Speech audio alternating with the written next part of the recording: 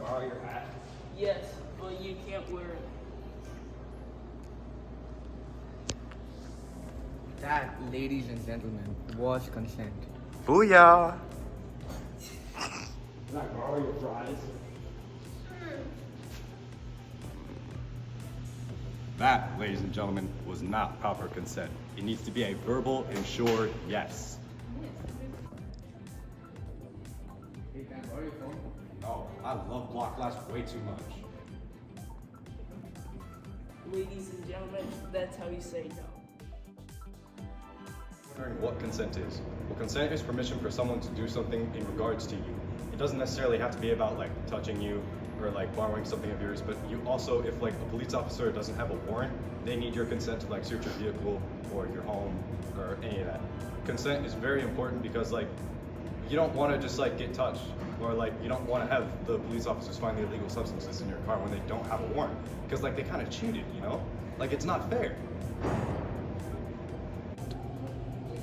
The only option to give consent is to give a precise yes, and the options to say no to a consent would be saying no, a maybe, or saying nothing. Some ways that consent can come into play in your life is the very obvious one: can I touch you?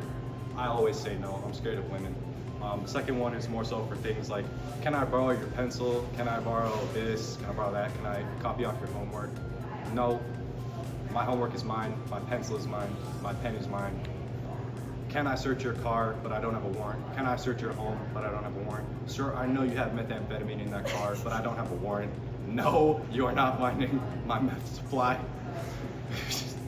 And in many other ways it can come into play, as it's a very important thing. Like, permission is probably one of the most important things. Like, you are you, and you have the right to yourself. Instead of saying sure, you had to say a clear and verbal yes, and that is how you give consent.